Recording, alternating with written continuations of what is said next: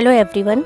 आज एक ऐसी मोटिवेशनल कहानी है जिसका उद्देश्य है कि जहाँ पर हम हार मान लेते हैं वहीं से हमारी सक्सेस शुरू होती है। कहने का अर्थ है कि किस्मत और नज़रिया और सक्सेस एक साथ चलते हैं। इस कहानी के माध्यम से आपको समझ में आएगा कि व्यक्ति को अपना हार कभी नहीं माननी चाहिए। इसी पर आधारित ये हमारी कहानी है कि एक व्यक्ति होता है, अफ्रीका का एक किसान होता है और वो अपनी ज़िंदगी से बहुत खुश और संतुष्ट होता है। एक दिन उसको बहुत लालच जागता है और वो सोचता है कि मैं कुछ और करूं जिससे मुझे खुशी मिल जाए। और एक दिन एक बुद्धिमान आदमी के पास वो जाता है और उससे कहता है कि हीरो का महत्व जो है वो उसे बताता है कि तुमको हीरा मिल जाएगा अगर तुम्हारे पास अंगूठी के जितने भी बड़ा हीरा है तो तुम उससे पूरा शहर खरीद सकते हो और अपनी मुट्ठी में पूरे शहर को कर सकते हो। वो अक्लमंद व्यक्ति इतना कहकर चला गया और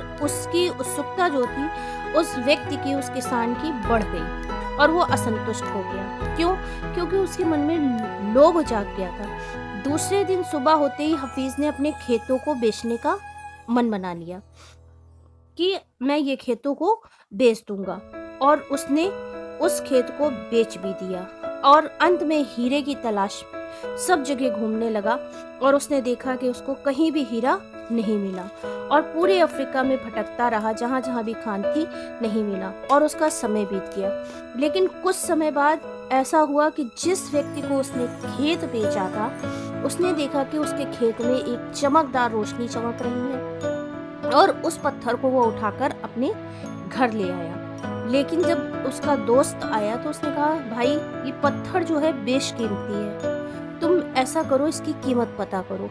और जब कीमत उसकी पता की गई तो वो पत्थर जो था वास्तविक रूप से हीरा निकला। तो इस स्थिति में जो पहले वाला किसान था वो तो अपने मानसिक, शारीरिक, आर्थिक स्तर पर पूरी तरह टूट चुका था और इतना मायूस हो चुका था कि उसने नदी में कूदकर अपनी जान दे दी। तो इधर जिस आदमी ने खेत खरीदा था वो खेतों में बहने वाले जो वहाँ की नदी थी उसी के पास से जब उसने वो धनुष जैसे चमकती हुई चीज में हीरा उठाया तो उसने देखा कि उसके मालिक ने उसको जवाब दिया कि ये हीरा बेशकीमती है और तुम इस हीरे से अमीर बन सकते हो।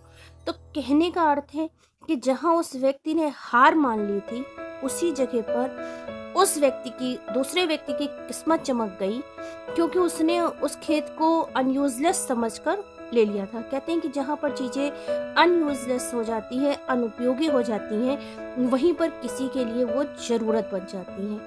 तो नए मालिक ने भी यही कहा कि मनुष्य की किस्मत, भाग्य, कर्म तीनों एक साथ चलते हैं, लेकिन भाग्य के सहारे बैठकर किस्मत को दोष नहीं दिया जाता है। तो कहने का अर्थ है कि जब हम किसी चीज़ को नज़रिए से देखते हैं तो नज़रिया हमारा जब बदलता है तो हमारी किस्मत, वक्त और हालात भी बदलते हैं। कहते हैं कि दूसरे के खेत की घास हमेशा हरी लगती है।